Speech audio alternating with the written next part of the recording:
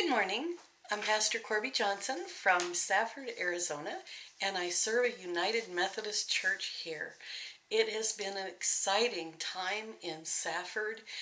The Shamrock Dairy in Arizona has gifted food boxes again to our food pantry, and yesterday we got to just drive all over and give out the boxes. No strings attached. They had meat and apples and potatoes and carrots and yogurt and cheese, and oh, what a delight to be able to give those boxes. It's just nice to know that we live in a connected society and that people truly enjoy working together. So our proverb today is Proverbs 16 verses 16 through 20. And today I'm going to read the proverb in the King James Version and then in Eugene Peterson's The Message. So a version from the 1400s and a version from the 2000s. And just see how the scripture comes alive in different ways in both versions. So King James Version first. How much better is it to get wisdom than gold, and to get understanding rather to be chosen than silver? The highway of the upright is to depart from evil. He that keepeth his way preserveth his soul.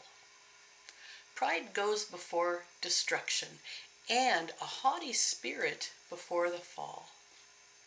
Better is to be one of a humble spirit with lowly than to divide the spoils with the proud. He that handleth a matter wisely shall find good, and whoso trusteth in the Lord, happy is he. That was the King James Version. Now, the next version is The Message, and let's try this one out. Proverbs 16, 16 through 20. And I do encourage you, if you have a different version than I'm reading from, read it beforehand or just set it aside and listen to a different version. It really, to me, makes these proverbs come to life. So Proverbs 16, 16 through 20, Eugene Peterson's The Message. Get wisdom. It's worth more than money. Choose insight over income every time. The road of the right living bypasses evil. Watch your step and save your life. First pride, then the crash. The bigger the ego, the harder the fall. It's better to live humbly among the poor than to live it up among the rich and famous. It pays to take life seriously. Things work out when you trust in God. Two very different readings, aren't they? And I want to encourage you to do this looking at different versions. I think it really opens the scripture up. And in doing so, test a few out. See which one really speaks to you. So I'd like to have you imagine with me today not being able to understand what someone's trying to tell you or what someone's trying to teach you. That maybe the words they were using weren't words that you understood. That's a difficult place to be, isn't it? Imagine the feelings that you would have. Would you feel embarrassed? Would that embarrassment turn to sad? And then perhaps even mad? I know it's difficult when someone speaks down to you, but it is difficult as well when someone speaks way over your head, isn't it? Or in a different language.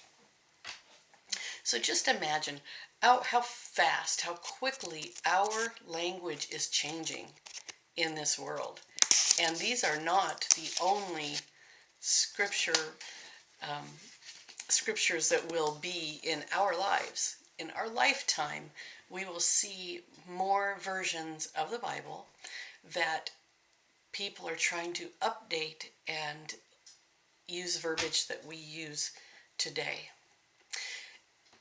And yes, some of you might be thinking, oh, there's a danger in that.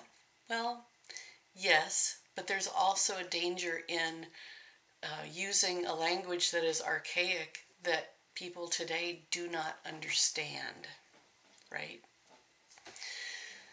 So, as an activity, I would like to just read a little portion again. It's better to live humbly among the poor than to live it up among the rich and the famous. Better to be lowly in spirit with the oppressed than to share plunder with the proud. That's a thinker, isn't it? We have in our church, along with our food pantry and garden, we have been gifted some food boxes from Shamrock Dairy in Arizona. And it has just been an amazing outpour of people to come help. Philip and I got in the car. We filled the car with these boxes. We had no plan. And we just started driving the streets. And the first person outside, we asked, hey, we have these boxes free. Milk, cheese, yogurt, meat, apples, carrots, all sorts of yummy things. And each person told us someone else on their block that would need something. And then part of the time we just drove around and if someone was in their yard, we'd stop. It was really a good view of how people are humble in spirit, giving in faith, and making connections no matter what your income is or where you live or what your first language was. Everyone comes together in the heart, humble, in a humble manner or a humble spirit.